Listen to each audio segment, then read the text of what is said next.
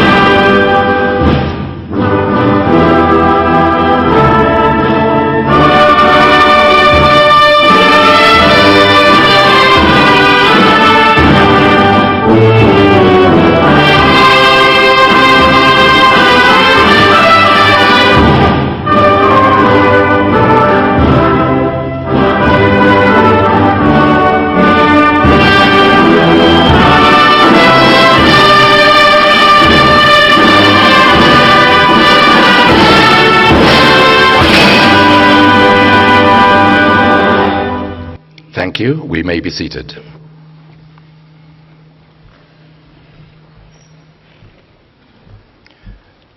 Your Excellency, the President of the Republic of Zimbabwe and the Commander-in-Chief of the Zimbabwe Defense Forces, Comrade R.G. Mugabe, here present, the Honorable Deputy Prime Minister of the Republic of Zimbabwe, Professor Atham Tambara, the Honorable Minister of Finance, Honorable Minister Biti. We also acknowledge the presence of Honorable Misia Irambwe, the Regional Integration Minister. We also salute and acknowledge the presence of Colonel Katsande, the Deputy Chief Secretary in the President's Office, Dr. F. Lutea, Executive Secretary of Africa Capacity Building Foundation. We also acknowledge the presence of the Chairperson of ACBF, Mr. Baloy. I also acknowledge the presence of all honorable ministers in our midst in Zimbabwe and the region. We also acknowledge the members of the diplomatic corps here present, representatives of bilateral and multilateral development agencies here present, senior government officials here present, distinguished guests, ladies and gentlemen.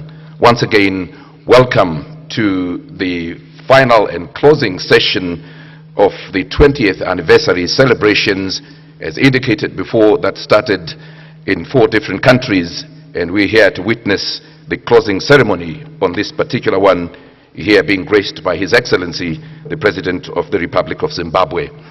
We start off by hearing the introduction speech, and at this moment in time, let me call upon the ACBF Executive Secretary, Dr. Franny Lutier, to come through and do the introduction to this particular function. Shall we put our hands together for her as she comes through? Thank you.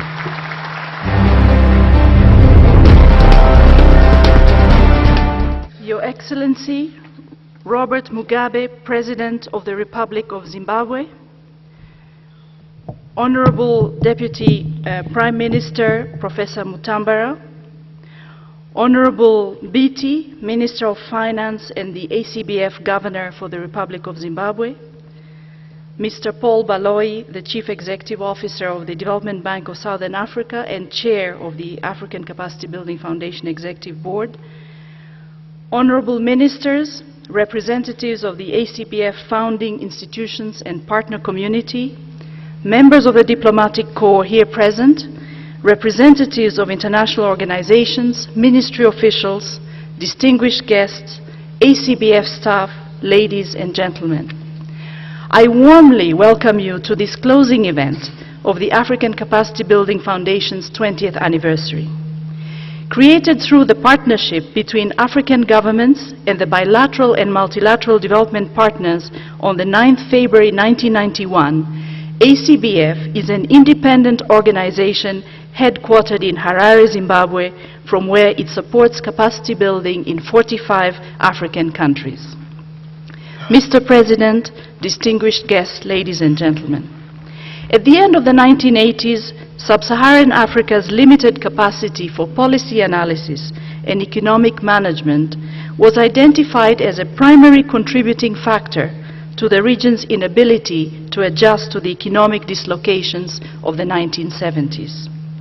Support to capacity development in Africa was launched through the development of an African Capacity Building Initiative, through consultations involving African countries, the African Development Bank, the World Bank, and the United Nations Development Programme. Also involved were African and non-African experts, policy advisors, researchers, and university officials, all focused on the question of capacity. An agreement among the stakeholders created the African Capacity Building Foundation as a vehicle for the implementation of the initiative in response to the severity of Africa's capacity issues and the challenge to invest in indigenous human capital and institutions, particularly in sub-Saharan Africa. The selection of Harare as the headquarters of the organization was a recognition of the importance accorded by Zimbabwe to capacity development as an essential factor for economic growth and poverty eradication in Africa, as seen in the country's achievements in the development and education of its people to take charge of their economic and social progress. Let me on this occasion thank the government of Zimbabwe for hosting the foundation over the last 20 years. ACBF has enjoyed during these years hospitality of the people of Zimbabwe. Mr. President, distinguished guests, ladies and gentlemen, over the last 20 years, the Foundation has invested more than $500 million in capacity development in Africa. Its action has historically been most visible and successful in the area of economic policy analysis and management through its support of think tanks and policy institutes. Across the continent, ACBF has nurtured the growth of these institutes from cradle to the current performing organizations, so as to improve the quality of development policy analysis and management.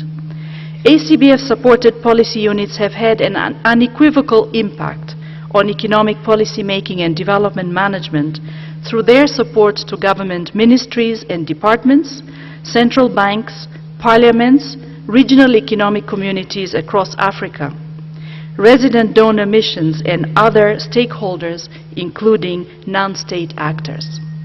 A recently published report that ranks think tanks around the world recognized 12 out of the 29 think tanks supported by ACBF as counting among the top 30 worldwide in various indicators of excellence.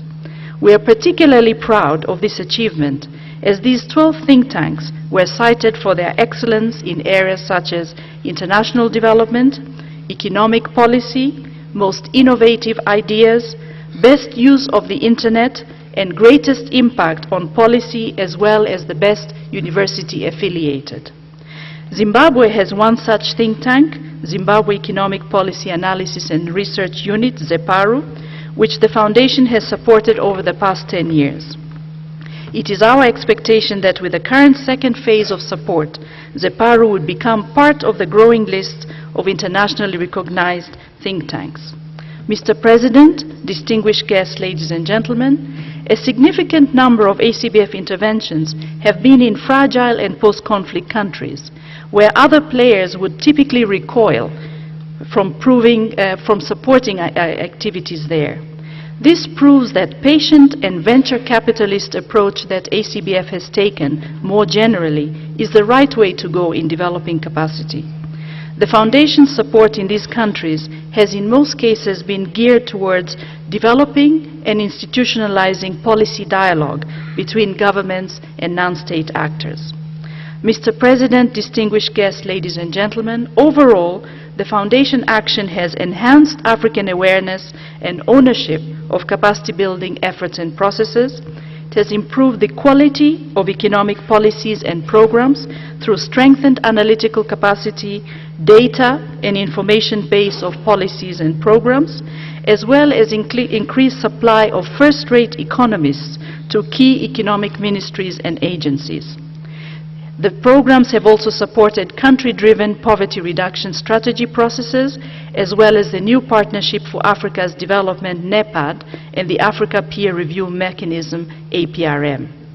Strengthened the voice of non-state actors, promoted participatory governance and accountability, strengthened trade negotiations capacity, contributed to the retention of skills on the continent. 98% of the people developed by ACBF have stayed in Africa. And this has helped also reverse the brain drain by attracting back to the continent the talented diaspora, either physically or virtually. Participated in efforts geared towards strengthening and revitalizing existing regional institutions, and contributed to the entrenchment of a culture of rigorous and transparent financial, personnel, and procurement management in countries and institutions that benefited from ACBF support. Your Excellency, distinguished guests and ladies and gentlemen, at this juncture, I'd like to express the Foundation's most sincere appreciation to the partners who have generously provided their support over the past 20 years. None of the above-mentioned achievements would have been possible without their confidence that capacity building is the way forward to pull Africa out of poverty, and their confidence in ACBF as a credible partner. In this regard, my appreciation goes to our bilateral donors, namely Austria, Canada, Denmark, Finland, France, Greece, India, Ireland, the Netherlands, Norway, Sweden, the United Kingdom, and the United States of America. Our multilateral donors, the World Bank, the African Development Bank, and the United Nations Development Programme. Our African members, 36 African countries are members of ACBF. Many of them contribute to the financing of the Foundation. African contribution is steadily increasing. I am pleased in this regard to acknowledge a six-fold increase in African contributions in the last 2 years. Among these, I would like to recognize Zimbabwe as one of the large African contributors to the Foundation. Mr. President, distinguished guests, ladies and gentlemen, through the events organized with the 20th anniversary commemorations, the Foundation has sought to mobilize the attention of the African leadership and development partners on the importance of adopting innovative solutions to the capacity challenges facing Africa, foster peer learning and experience sharing on capacity development on the continent, interrogate the short, medium, and long-term capacity development strategies and supporting processes, and finally, examine how capacity development efforts and interventions can be better devised to meet unique needs. The 20th anniversary of ACBF has coincided with the 50th anniversary of the independence of many African states, as well as with the end of the decade of capacity building in Africa, proclaimed by the African Union in 2002. It has also coincided with the decade of NEPAD. As such, it has provided an opportunity to look back and learn from what has worked and what hasn't, and to look forward to the challenges facing Africa in order to position the Foundation to address these challenges. The 20th anniversary celebrations were launched in February 2011 in Kigali, Rwanda, under the theme, "The Future of Africa is Now, the Critical Role of Capacity Development." This high-level forum, one of several thematic forums held during the year, was aimed at renewing stakeholders' individual and collective commitment to capacity development in Africa. The Kigali Summit also saw the launch of the Africa Capacity Indicators Report, recognizing the important role played by data in effective policy development. The inaugural ACIR, which has become a definitive knowledge product for policymakers, public and private sector officials, civil society and other capacity development experts, focuses on fragile states. The ACIR was also launched in French for ACBS Francophone stakeholders in Cotonou, Benin. It is now an annual process designed to keep track of progress and achievements in capacity development. The second edition, expected soon, focuses on agricultural productivity and food security. The Kigali Summit, hosted by His Excellency President Kagame, was preceded by high-level forums in Accra, Tunis, Malabo, and Paris. Your Excellency, Mr. President, distinguished ladies and gentlemen, I wish to thank you once again for taking time out of your busy schedule to attend this event. ACBF intends to make an extensive dissemination of the recommendations of the Harare event to help African countries in their approach to building capacity for employment creation in general, and especially for the youth, as well as for innovative approaches to capacity development for real poverty eradication. I thank you very much for your attention.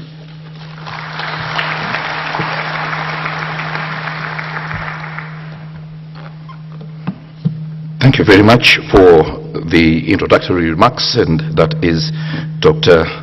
Franny Lotier, the Executive Secretary of ACBF. At this moment in time, in the process of our official opening ceremony, let me at this moment in time call upon the Honorable Minister of Finance, Mr. Tendai Biti, to come and give us the welcome speech as well as introduce our guest of honor at the end of his presentation. Shall we welcome him to the front, please? Thank you.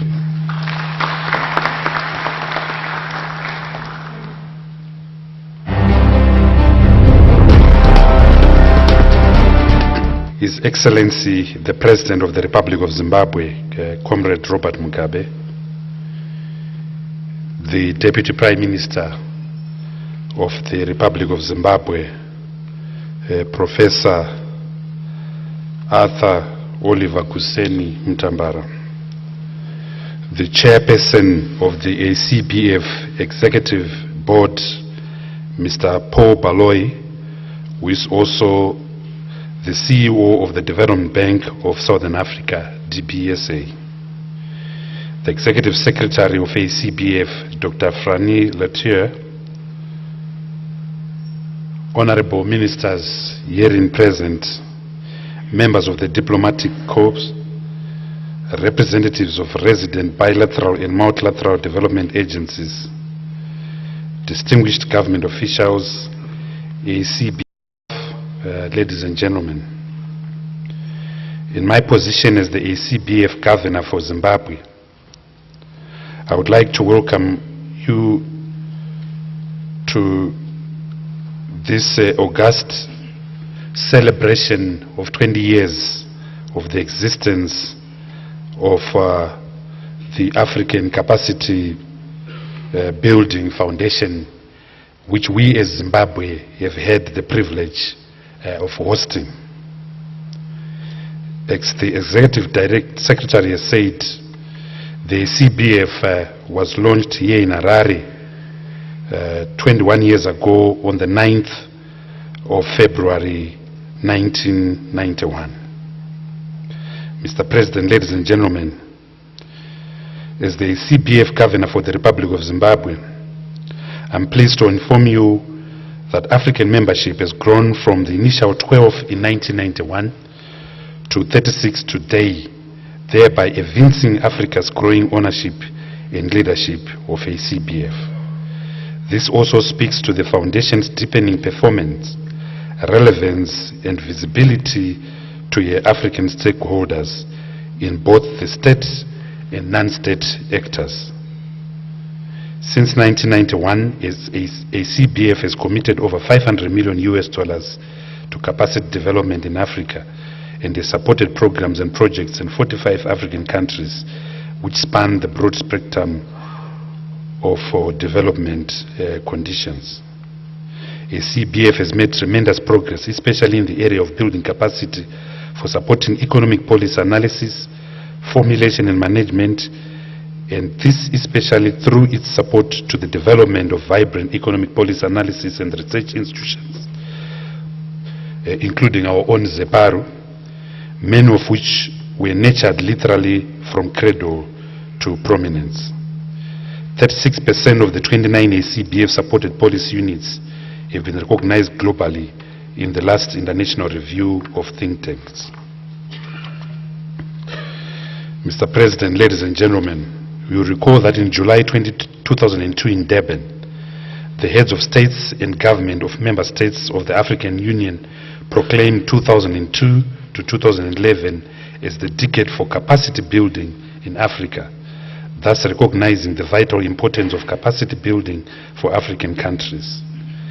The learning and knowledge sharing events organized by the ACBF since February 8, 2011 also aim to take stock of the progress made towards capacitating Africans to take charge of their economic and social development.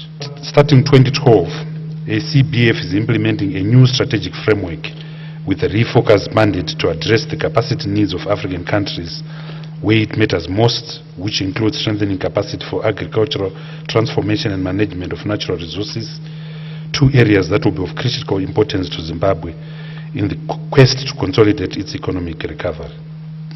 In light of the foregoing, it has been deemed fitting to conclude the 20th anniversary celebrations with this gathering here in Harare, the seat of the ACBF Secretariat, to express the Foundation's appreciation to the government and the people of Zimbabwe for hosting ACBF as an organization and its multinational staff and their families. Today's celebrations have been planned around plenary discussions of two pertinent topics for African development today, that is, in the just completed plenary, which many of you witnessed, the future of Africa is now the critical role of capacity development in Africa. And then the afternoon session, youth employment and entrepreneurship, Africa's hidden wealth.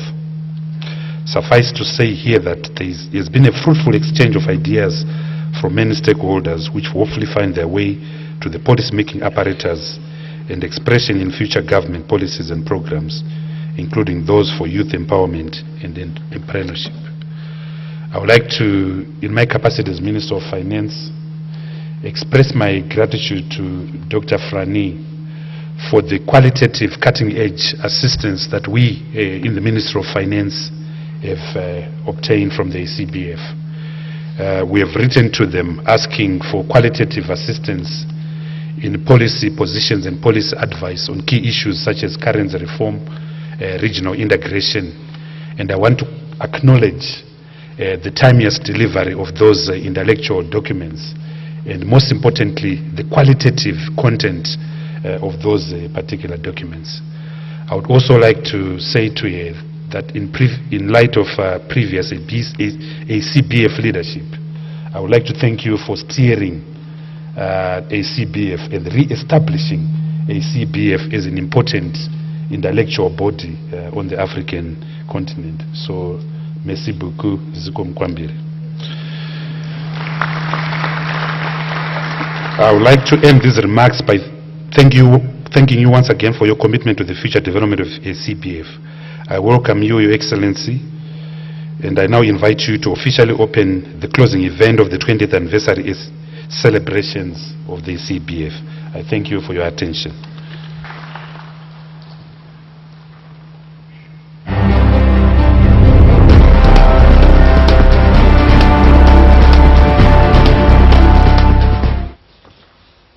The Honorable Deputy Prime Minister, Professor Arthur Mtambara, the Honorable Minister of Finance, Comrade Tendai Biti,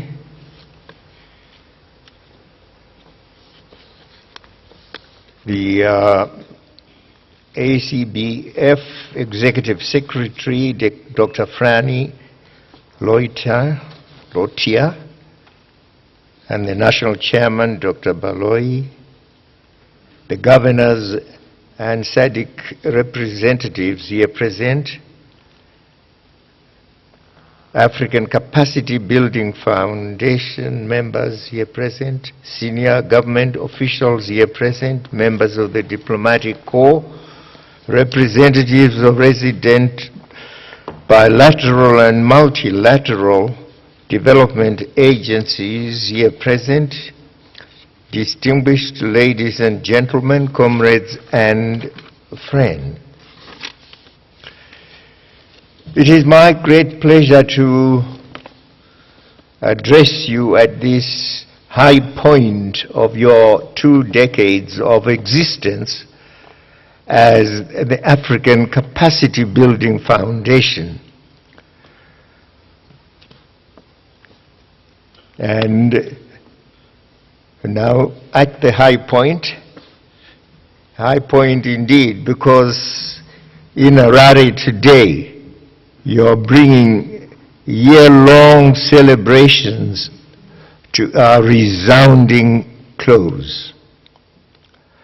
From Kigali, Rwanda in February 2011, the echoes of the ACBF drum were heard in Accra, Tunis, Addis Ababa, and Arusha, as the drum called all in its path to note that poverty, eradication, and sustainable development, human and material capacity enhancement are achievable goals in Africa.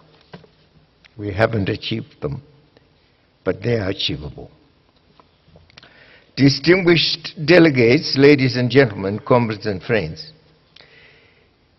in the late 1980s, sub-Saharan Africa faced gloomy macroeconomic and development prospects. Saddled with unsustainable debt, stagnant economies, and endemic poverty, thereby fueling talk in some quarters of this period, the 1980s, as the lost decade, while the continent was portrayed as a hopeless one. And this was in spite of Africa's vast wealth of natural resources, most of which had suffered inexorable deterioration in terms of unfair trade practices that came with settler colonialism and insatiable appetite for Africa's endowment. This trend only bottomed out at the time of China's takeoff as an emerging economy and now as a rising superpower. Happily, this period also seems to have coincided with deep introspection and systematic disaffection with the ineffectiveness of 4 decades of traditional technical assistance which had sought to promote and engender development progress in building sustainable human and material capacity across Africa. Indeed, there was widespread concern, disillusionment even, over the deficiencies in capacity to plan and implement, monitor and evaluate large-scale development programs and structural economic reforms. The situation was compounded by the fact of much of Africa's critical expertise emigrating to the so-called greener pastures in the Western world. Africa was educating its manpower for Europe. Distinguished delegates, ladies and gentlemen, it is against this backdrop that the African Capacity Building Foundation, ACBF, was founded, and this on the 9th of February in 1991, symbolizing an outcome of prior collaborative work and widespread consultation between African governments and their development partners, notably the three multilateral institutions of the World Bank, the African Development Bank, and the United Nations Development Programme, the UNDP. The ACBF was thus formed to respond to and mitigate the severity of Africa's capacity needs, with a mandate to invest in indigenous capacity enhancement for sustainable economic growth and poverty reduction, if not poverty eradication, in Africa.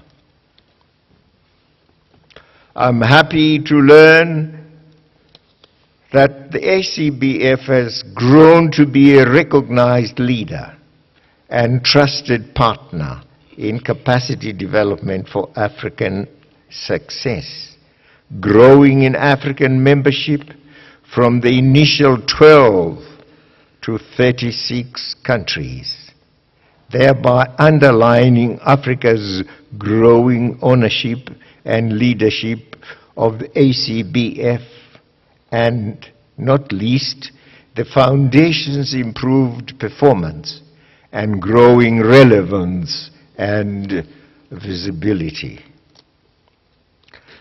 Apart from the African membership, there are currently 12 bilateral and 4 multilateral agencies.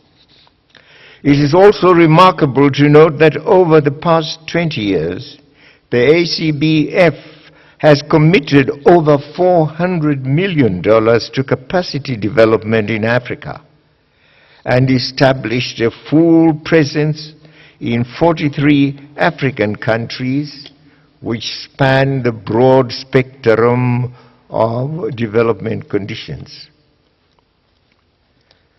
Distinguished delegates, ladies and gentlemen, the ACBF has made tremendous progress, especially in the area of building capacity for supporting economic policy analysis, the formulation and management, and thus especially through its support for the development of vibrant economic policy analysis and research institutions, the so-called policy units.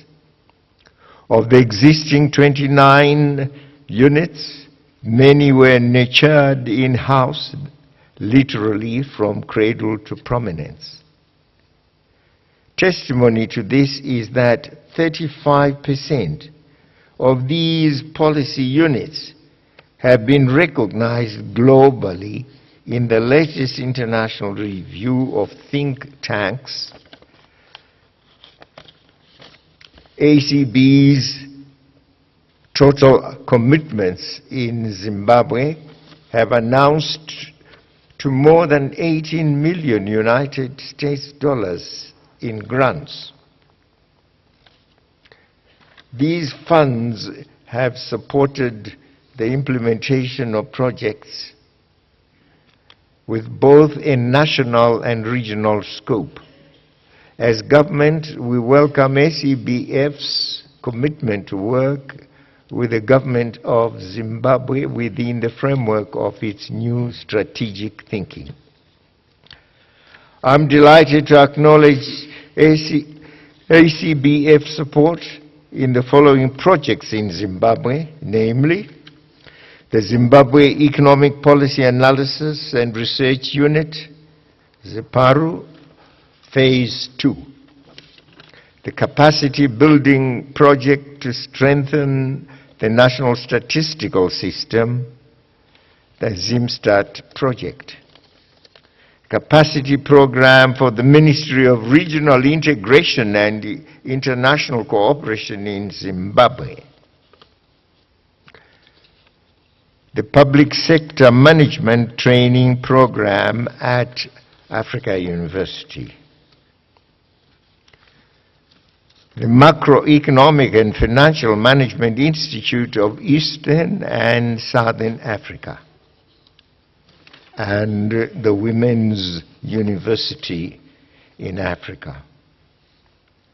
Distinguished delegates, ladies and gentlemen, to mark its historic 20th birthday, the ACBF embarked on a year-long series of celebratory events to take stock of the successes and weaknesses of its past programs. There was also a need to distill a collective vision of the direction of capacity development for the coming 20 years. More than ever before, our continent is confronted by many challenges on its path to sustain growth and development. There is no denying the fact that Africa needs to substantially improve growth performance if it is to achieve the Millennium Development Goals against the backdrop of the global financial crisis and economic recession in the Eurozone. Furthermore, beyond the Millennium Development Goals, the MDGs, Africa still needs to position herself in an increasingly globalized world in order to find solutions to a myriad of development challenges, not least of which is the food price crisis and the underlying quest for agricultural transformation on the continent, and the high youth unemployment and its challenges to much needed political stability on the continent. Central to the myriad challenges facing our continent is the inadequacy of human and institutional capacity and absence of a systematic and institutionalized mechanism for peer learning and experience sharing amongst countries. As a result, there is urgent need for a public sector that is knowledgeable, efficient, empowered, and committed. A private sector that is not only innovative and growth-oriented, but is also competitive. A civil society that is constructively responsive and capable of collaborating with both the public and private sectors with a view to achieving the development goals and appropriate political systems and socio-economic and geopolitical environment that is enabling for and inclusive of all. Distinguished delegates, ladies and gentlemen, it is fitting to conclude the 20th anniversary celebrations with this gathering here in Harare, the seat of the ACBF Secretariat.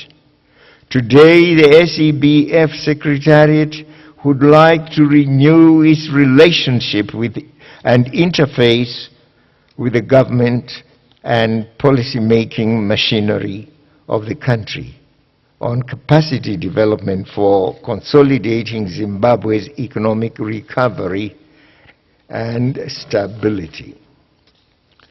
In keeping with the knowledge sharing and learning ethos of commemorating the 20th anniversary, today's celebrations will include plenary sessions to engage Zimbabwean development stakeholders on two pertinent topics for African growth, namely, Plenary 1, the future of Africa is now. The critical role of capacity development in Africa. And Plenary 2, youth employment and entrepreneurship, Africa's hidden wealth. The problem of youth unemployment cannot be overstated. Youth unemployment or underemployment in Africa should be seen as a manifestation of the inequitable allocation of resources on a continent where the youth accounts for over 20% of the population. And of course, that unemployment is not just the challenge. There is also the challenge of illiteracy and ignorance in some cases. For Zimbabwe, we are addressing this challenge in a number of ways, as will be seen in the makeup of government, where we have ministries dealing with SMEs, indigenization and economic empowerment, the development of agriculture, and the promotion of the use of information and technologies. And of course, the first of challenges that to eradicate illiteracy is that of making education available and affordable to all. So that at the end of the day, even if you will have unemployed youth, at least there will be educated youths, educated up to O level at least. With over 40% of its population below 15 years, Africa is by far carrying the largest contingent of the global population of young people, with 60% of its population below 24 years. Yet, if managed well, this youth represents Africa's best development asset over the next decades. For that to happen, it is important to better understand Africa's youth in order to design and implement the best policies aimed at unlocking its creativity and innovativeness. I spoke of the need of making education available to each and every child who is born in Zimbabwe. But we also have to be focused. At the end of the day, it is not just general education which counts, because the aptitudes of children differ. Some are more intellectual than others. Others are more psychomotor, much more manual than others. And so our education has got to be so geared as to be taking into account those aptitudes of our children if they are to benefit from it. This we have not yet managed to do. We had the Nziramasanga report, which recommended that we take that direction, but that report has not yet been adopted.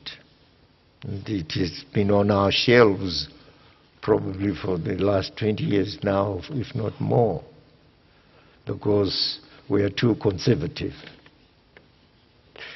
The system that we have borrowed from London, whether that is by way of the Cambridge direction or the general education, that has stuck, and we're stuck with it. But psychology demands that we make a departure and we look at the aptitudes of children if we are to prepare them for life. A state in itself, with its specific needs and aspirations to be addressed effectively, The youth is also, and more importantly, the future of the continent. As such, it needs to be protected, guided, and properly groomed through education and employment.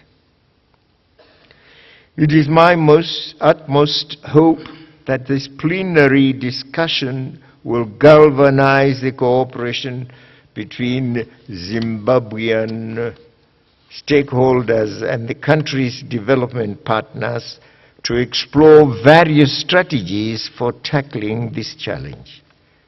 Distinguished delegates, ladies and gentlemen, comrades and friends, it is important to call to mind that the founding of the ACBF and subsequent location of its secretariat in Harare was the outcome of tireless efforts by the government of newly independent Zimbabwe and testimony of the depth of its engagement in African socio-economic and political development. I would like to now close my remarks by thanking all of you for joining us on this important commemorative occasion. And I want, in a special way, to thank you for all you have managed to do for Zimbabwe. In keeping with our knowledge sharing and learning ethos, I say, let's continue to work together. Yes, if we are looking at the future and preparing our youths for the future, we who prepare our youths for the future must know what it is that brings about good preparation. Are we ourselves, the mentors, well prepared? In other words, are we good instructors and good teachers for our youths? And I'm not thinking necessarily of our good learning. I'm also thinking of our character, our morals, our values. Do we set good examples? Are we free from corruption? What do we bequeath to the youths? That is very important. May the past 2 decades inspire the foundation, not only to strengthen its existing programs, but to also develop untiring determination in seeking solutions to Africa's problems. I want to thank you.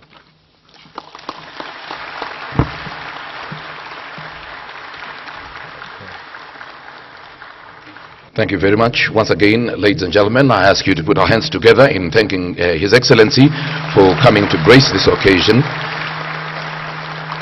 Thank you very much, Your Excellency, for gracing the occasion on the official opening of this ceremony, which marks the closing part of the 3 to 4-legged function that started some few months ago.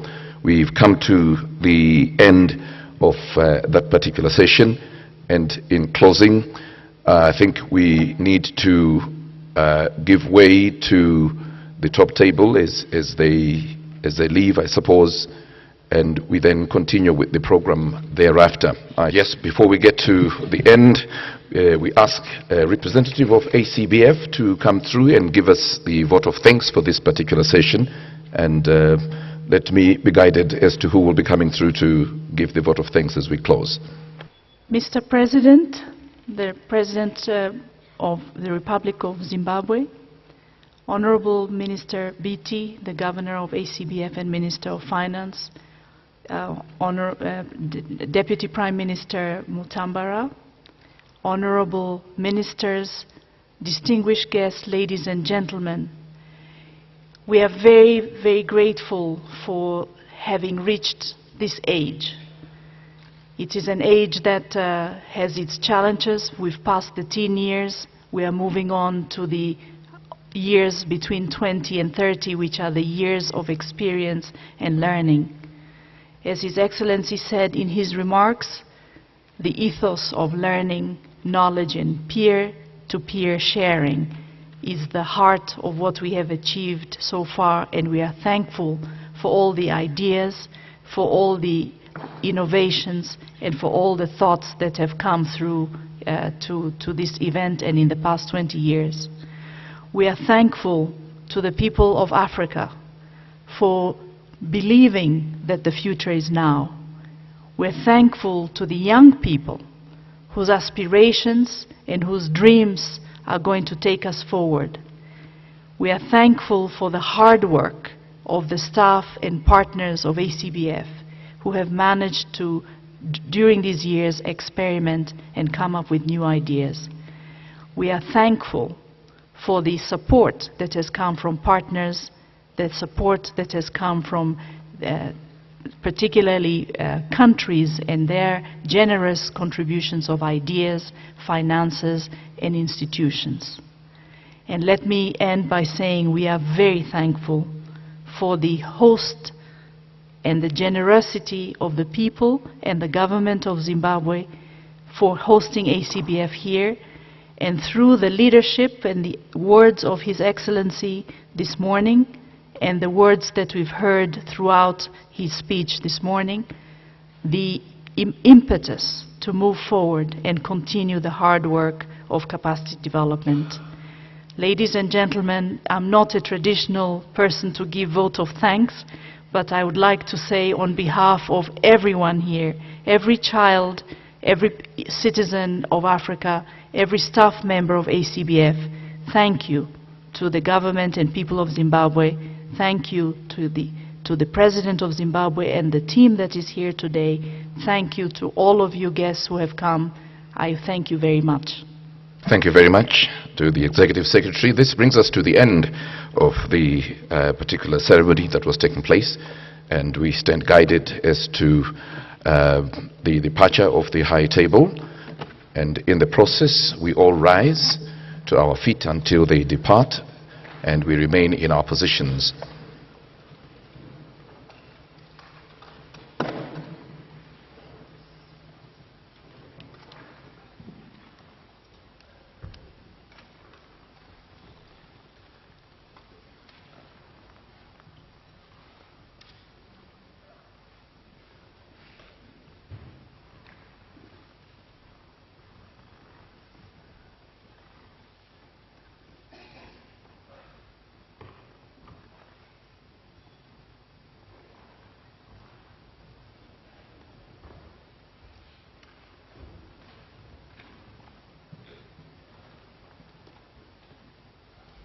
We're going to have the testimonies that are going to come from founder members of ACBF, and these, I believe, will have to come through to the front so that when we call upon them, they will have a shorter distance to the microphone.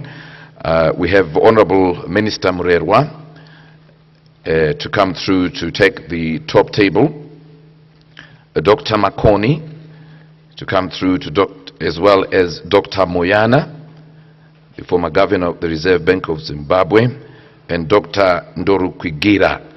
These are coming through to give us testimonies as we go through closer to the lunchtime period. May I ask those that I've mentioned, if they're all here, to please come through and give their testimonies.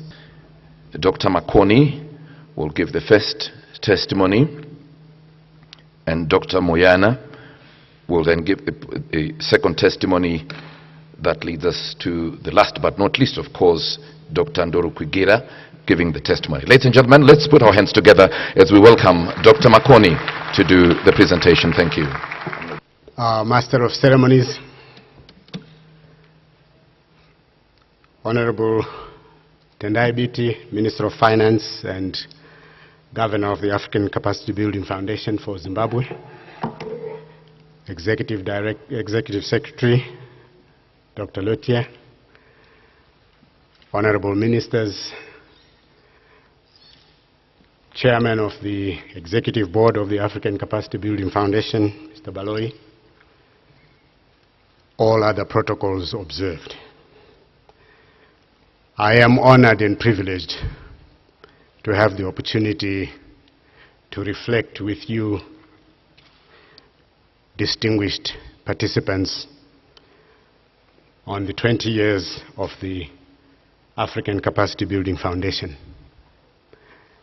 The history of the foundation has been recalled adequately during the course of the past year as the drums we heard were echoing across the African continent. The footprint of the African Capacity Building Foundation in the lives of the African peoples, the functioning of African institutions, is self-evident. My testimony, therefore, is not about where we've come from and where we are now with our foundation, about what I think will be important for our foundation and our continent and its people going forward. I share 3 reflections that would ensure that our future is now. The first is we need to believe in ourselves. Particularly, we need to believe in the capacities that we are giving ourselves. The capacities that are being developed with the support and the assistance of the African Capacity Building Foundation would not assure that our future is now if we do not accept those capacities. I share this reflection because the history of African development is replete with examples of our failure, our inability, sometimes even our reluctance to believe in ourselves. We invest in our people, they acquire skills and expertise, they dispense of those skills and expertise to our leaders,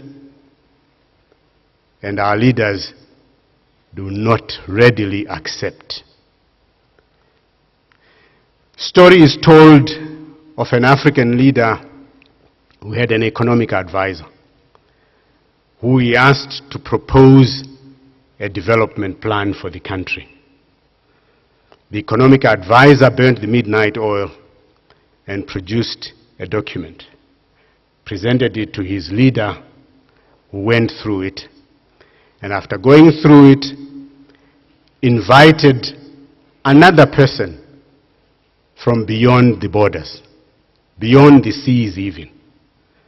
And that person came and spent 3 weeks in a hotel in that capital, took the document produced by the president's economic advisor, paraphrased and summarized it, and represented it to the president, whereupon the president said, "This is the plan I want to implement." So I urge us to believe in ourselves, to believe in the capacities that Minister Mudenge narrated with fulsome statistics this morning. My second reflection is we need to enable the deployment and utilization of those capacities. Many a time we invest in skills and expertise and we create conditions inconducive for the deployment of those skills. Again, a story is told of a social scientist who studied the situation in his country, produced a report, presented it to the leadership of his country, at this time the political leadership. In Zimbabwe, we could say the National Executive Council of the MDC or the Politburo of ZANU-PF or some such structure. And the leaders read this report and said, "This report shall be kept under lock and barrel." Whereupon the researcher said, "You can imprison my body, but you shall not imprison my mind." and they walked away to so-called greener pastures. So it's not enough for us to develop the capacity unless we create the conditions for the capacity to be deployed for our development and benefit. The third reflection I share is that once developed, the capacity of individuals and institutions needs to be resourced in order for us to realize the benefit of it. Again, many a time, we establish institutions. They may be universities, they may be technical colleges, they may be foundations, they may be research units. And again, Minister Mdenge gave us fulsome statistics about institutional development for capacity building in Zimbabwe. But if we do not resource those institutions, the capacity that is being developed in those institutions will be shortchanged because they are not able to deliver their benefits. Universities do research. They produce graduates and undergraduates. But if they don't have the tools with which to share this ethos of knowledge and skills sharing, it's difficult to achieve to the maximum if there is no resource for the delivery of the capacity. As we look back at the 20 years of the African Capacity Building Foundation and celebrate a permanent mark that this foundation has made, here in my country I can testify to that. Zeparu is one. Minister Biti gave testimony earlier on that the next 20 years should see African capacities be the platform for catapulting African countries and African citizens into the 21st century. I thank you.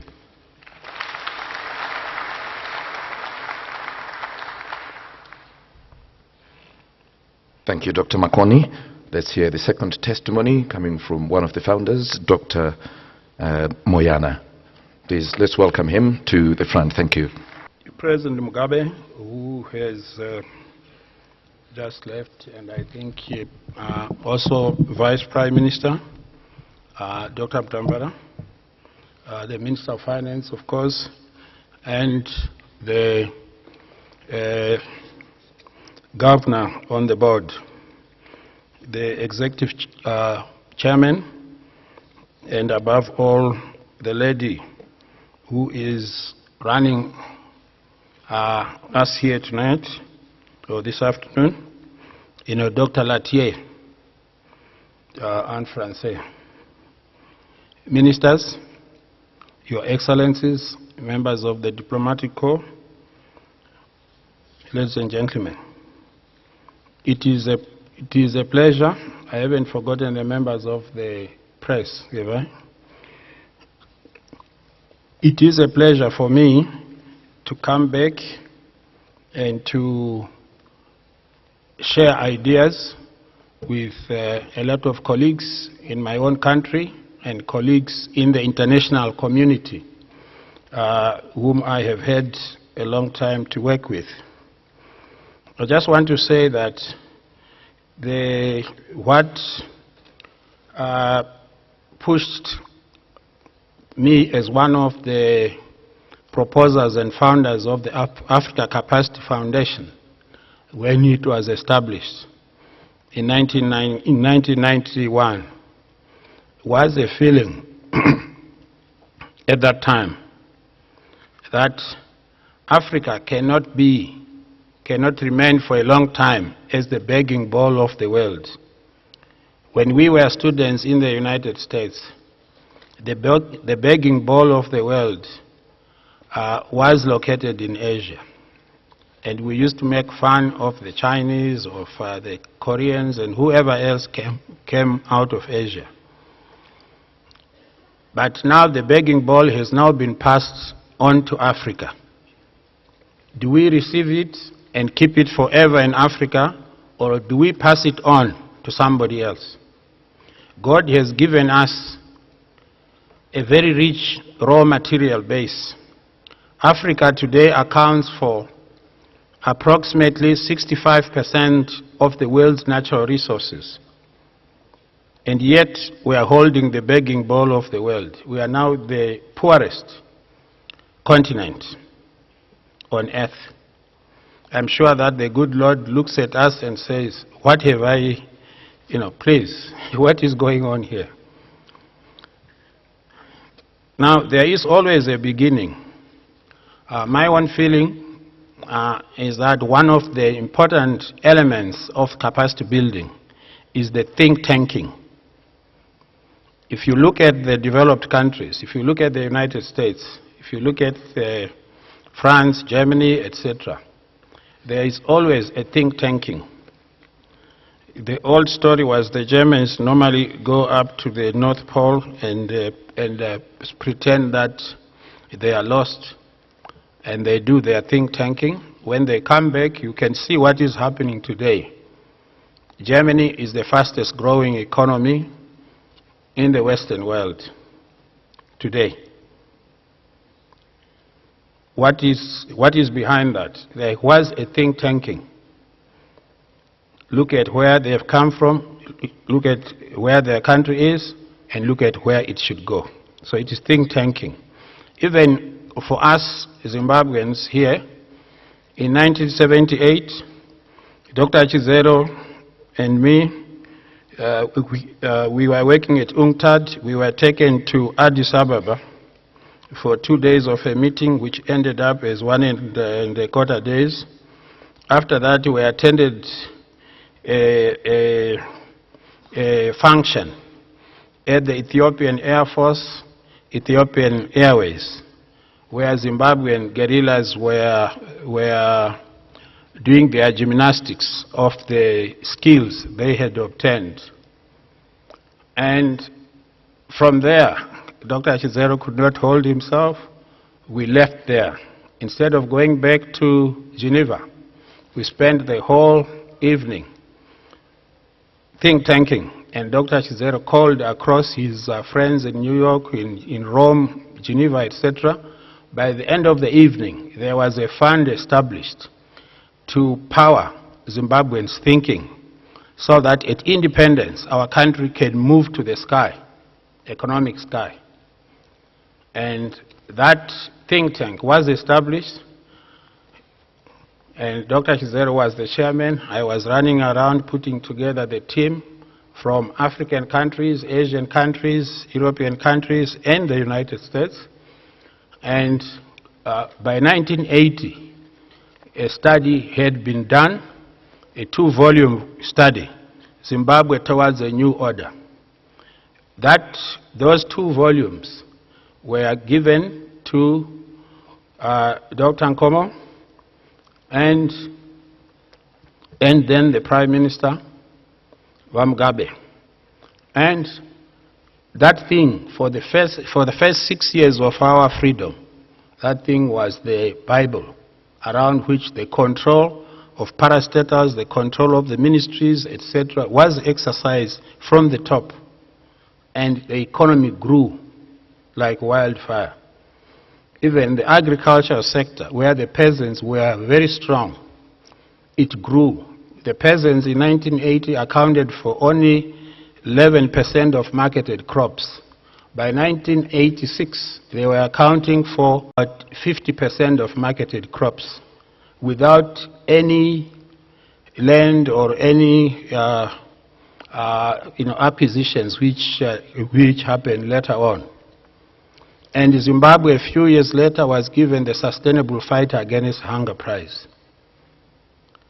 One of the things which inspired us to set up the think tank, and this think tank came back home in 1980. Among them were a number of people. I think you know some of the characters, like Dr. Mandaza, like Dr. Murerwa himself. He was part of that team which he worked on a new structure for the country's economy. One of the things that inspired us was that, of course, we had lived in Switzerland, and Switzerland is a small country at the top of the mountains. For over 400 years up to that time, Switzerland had set up a think tank which ensured that Switzerland was never attacked by any of the other European countries which were fighting each other over the decades and centuries. And today they've got the highest per capita income in Europe. Very methodical, but the think tank is behind assisting. Where are we coming from? Where are we going? Look at it again, Japan. In the 1800s, after India was colonized and the British were moving into China, Japan knew they were going to be the next. And they went up to Mount Fuji. A new emperor took over. They went to Mount Fuji in Japan. Out of that, the think tank was formed, and Japan took their young people to the Western economies to learn technology, not culture, not languages, not all these other things, not religion, etc., but to learn technology. And it is very obvious for everybody to see. Even 6-7 years ago, when the world economy melted, the Japanese went back to the mountain again. I'm sure they must have gone. They did not tell me. But I think they went. And at that time, they were accounting. Japan was accounting for 40% of the world's automobile industry. Today, they are over 75%. A small little country, not much raw material, nothing much except think tanking.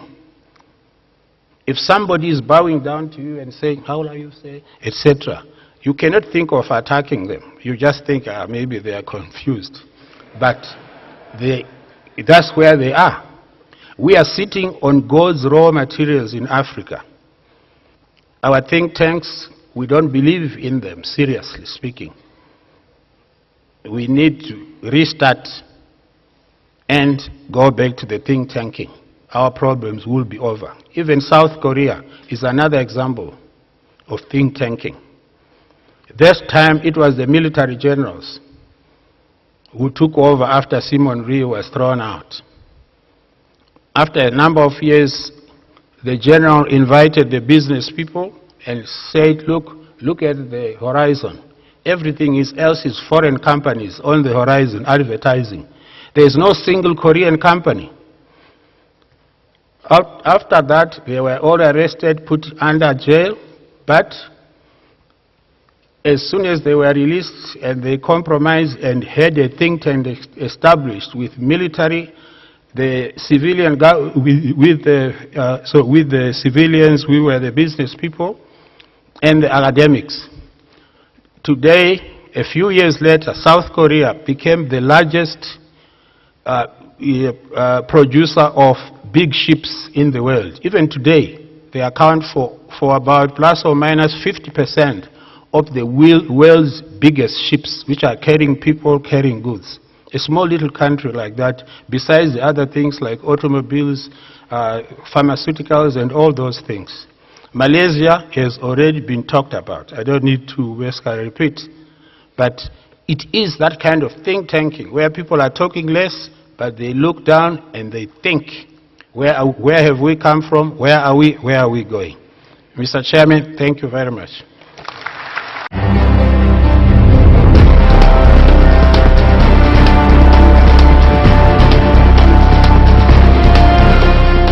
Thank you, Dr. Moyana. These are the founders giving their wisdom in which way we have to go. And as he was talking about Japan and its development, it reminded me of a Japanese tourist who came to Zimbabwe the other time, and on going back, at that particular time, he had seen all what was in Zimbabwe, very nice, and on going back he jumped into a taxi. And this taxi was a very old taxi that was puffing smoke as he was going back to the airport. And in the process, the Japanese tourist encouraged the driver to go faster, but the car wouldn't go. And in the process, he decided to entertain himself by watching Japanese cars that were overtaking them to the airport. Shoo, the Mazdas were coming through, and he would make a comment, Mazda, Mazda, made in Japan, very fast, very fast.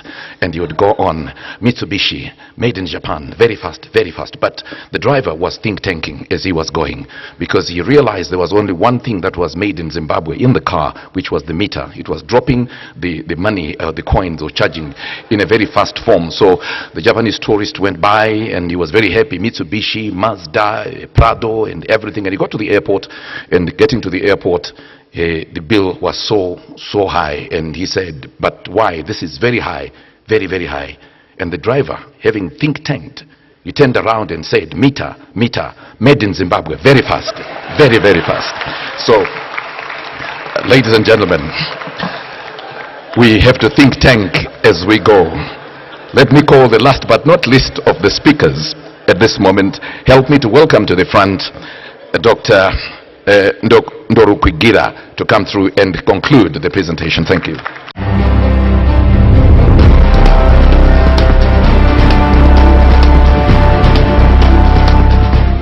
Thank you, MC. To complete the introduction, I have another name for those who know me here in Zimbabwe. I'm called Dr. Ndoro. Ndoro from Burundi.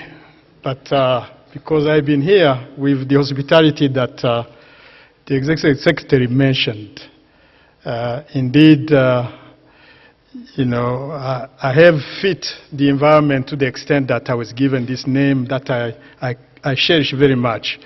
If you call me Ndoro, I'll be very happy.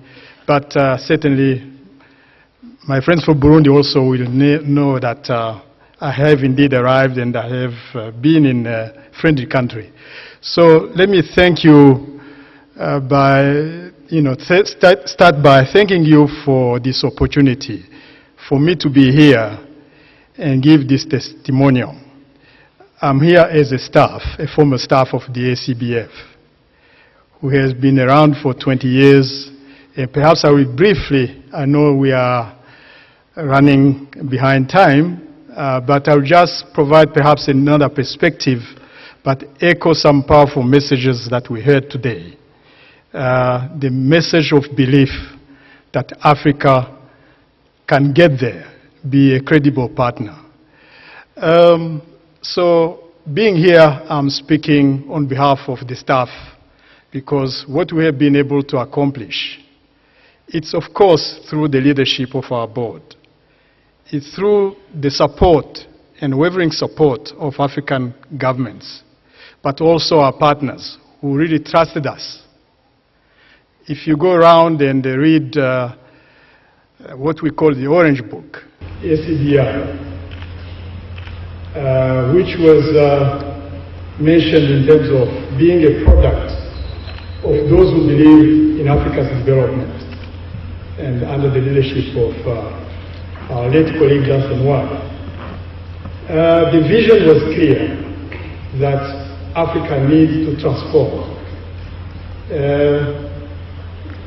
His Excellency the President mentioned that some did label the 80s to be a lost decade for Africa.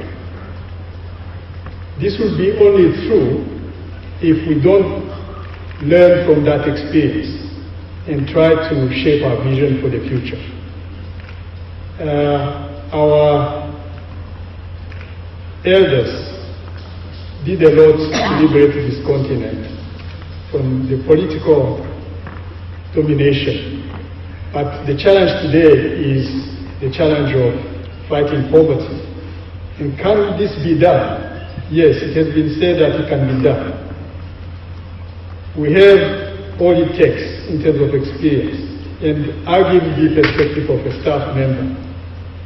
When the capacity building was talked about 20 years ago, it was difficult for an ACBF staff to go to a West African country or Central African country to go and meet the authorities and advise on the opportunities that are there, that we can do development differently. We were not representing our funding institutions, the World Bank, the African Development Bank, UNDP. It was an African institution. And I have to recognize the support that we have received throughout the continent. Started humbly at the program level of about 4 program officers and 2 managers to cover the entire continent. But this was possible by being strategic in terms of our approaches. But more importantly, those Africans really believe that this is a new opportunity. So from the inception, it was very difficult to operationalize that vision. And some of the issues that have been identified are still true today. So there is still work to be done. But what the message I would like to really bring to you, to this audience, is that yes, there is expertise, we have accumulated a lot, and this is being reflected in what can be done. But today, more than before, the leadership has to come from the African countries themselves. And the dedication of the staff, we have learned also that there's this culture of delivering results. It's a new mission for this new generation. And we are entering a new contract. This contract being, we have the resources and the know-how to fight poverty through institutional development, through human development, through valuing our culture. I think the President said so. I will not really take too long, only to request that we enter this new contract, as Minister Biti said earlier. This new social contract where institutions can deliver services to the people, where we can really embed this culture of accountability and value our resources. Otherwise, we will not have succeeded in building unassailable goals, because we are goalkeepers and we need to really provide the value for our resources and guarantee a brighter future for our generation to come. So being here today, I thank the Executive Secretary, the Executive Board, for encouraging staff to perform to their best ability, and also to you all for the support you give them every day. And in that light, Africa capacity building will continue to strive and provide the necessary support that is needed for Africa to be a credible partner. I would like to thank you in this meeting. Thank you very much, ladies and gentlemen. The 3 founders who are here, let's give them a big round of applause for the contributions they have made. As we are going close to the night, Albert Einstein once said, "The significant problems we face in life can never be solved by the same level of thinking that created them." And as a result, ladies and gentlemen, Africa's future is now, and we have to think differently and bring the future to the now in which we live. We're going to ask the 3 founders to step down.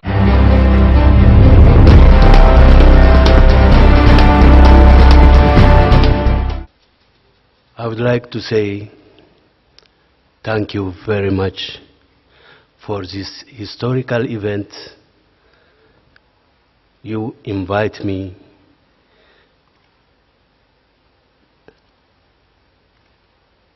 Honestly speaking, thank you, Dr. Franelote, ACBF Executive Director, and your colleague. Thank you, Zimbabwe. Thank you, African leaders and professionals, and as well as the international well-known people. Today to be with you, to tell you about the magic or the philosophy of art in general.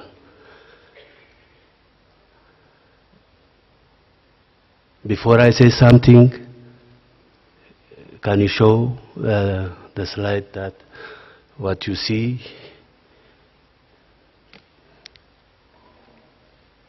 These are some works which I have done long ago. A portrait of lady under the title of Wide-Eyed People is a sure symbol of wisdom, beauty, and innocence.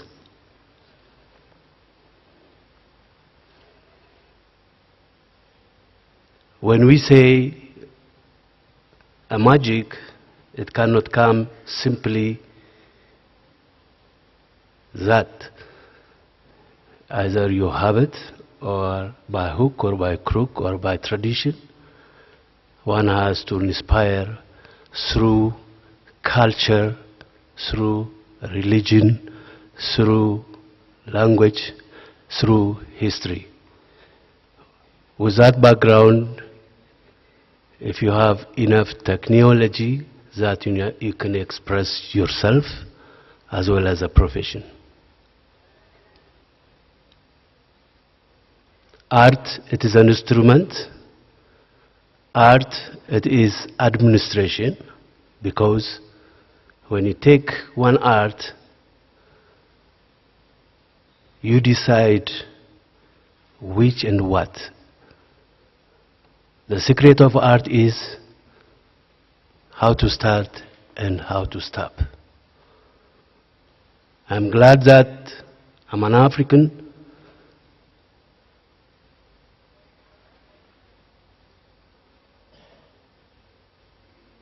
Today, to stand in front of you with this historical moment, to share my knowledge. The accumulation of my knowledge wasn't, name it, 5 minutes, 1 hour, 1 week, 1 year, or 20 years. Today is the birthday of African art. We can say, we can have a lot to say, to show, to song, by color, by composition, by activity that we have. A lot of people, because Africa is honored for cultural activity, because we have originated and we have it. We have to respect what I have seen today. By any means that you give a floor for this kind of event for us, it means a lot. It pushed me to work and to introduce myself, my profession, my country, my continent for the rest of the world.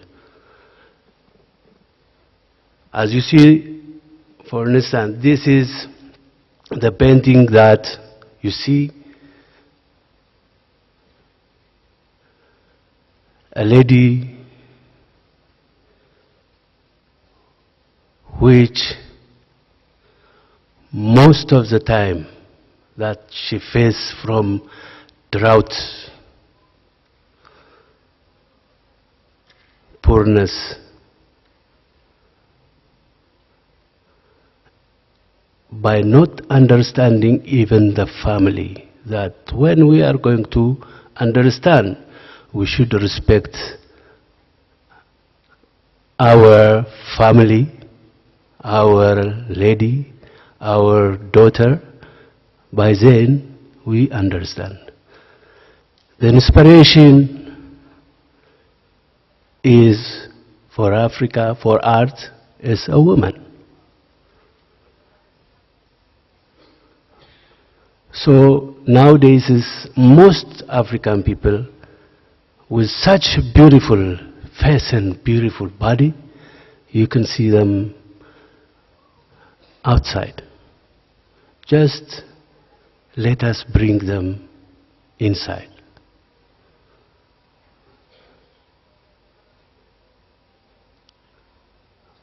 When we think a lady, when we see a beautiful lady, it inspires us, her mind and body. Then we can think whatever we want, as long as we have a capacity. I'm sure you agree with me that somebody honestly and beautifully that share and push, then will be always the first. Africa, it has everything, but we don't know how to present. That is our problem. Even for the artists who give this kind of chance to listen like this, I'm glad that so many faces I see here. You know, art, it is everything. Most people, they share with me because art, it has a message.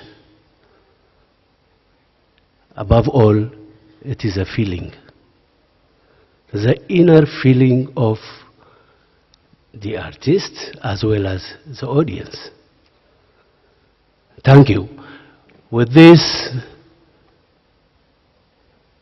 which you see, maybe, I think most of you have been in Addis or in Ethiopia, or you have listened one of our icon lady named Aster. Aster Awaka is one of the famous Ethiopian singer. So, you see, when I inspire, I see her in stage, she dances freely, but how I'm going to decide to show Aster in the painting that I decide by color, white and blue and dark, because African. By symbol, I put her like a butterfly, because when she's in a stage, she is like machine. And somebody, when you have enough technology, as I said, that is free to fly. With that background, I did this 1995. Most my work is modern touch through tradition of Africa, especially Ethiopia. And there are some people, whenever they see some of my work,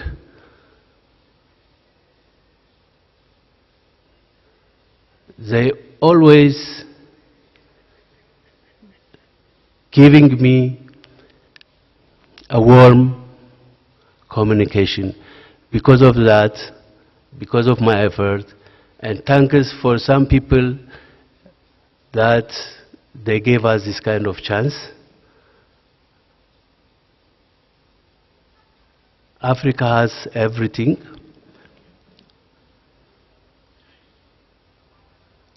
If we got a floor like this, we're going to much to show. But today, I'm not going to really say about my art, but in general, we are the honor African, the magic, because when we say magic, that we are very, very dramatical and cultural, and also that I can say, but raw, but not like that, but sincere.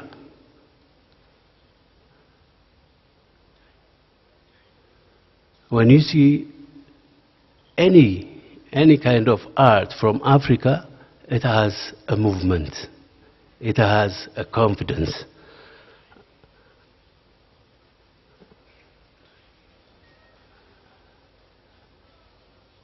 When someone has a confidence, he can show whatever he wants or whatever she wants. With that background, of course, the art that we need, of course, education. Without education, we cannot go anywhere, because the education as a discipline will take it. But the tradition and culture and the discipline together, we can show a lot. Today, I am glad that to share my secret or my talent in this particular event.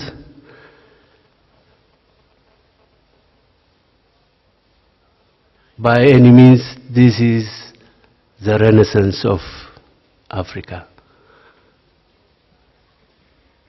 I heard this morning everybody say that when they talk about ACBF, I really congratulate the whole, who make possible from the beginning to end this kind of presentation. The daughter and the son, the father and the mother and the sister and brother of Africa, we should work together. Yes, the future is Africa is today and the future. Dr. Franel Lute, I really appreciate and thank you for giving me this opportunity once again. And thank you very much for listening to me. Thank you.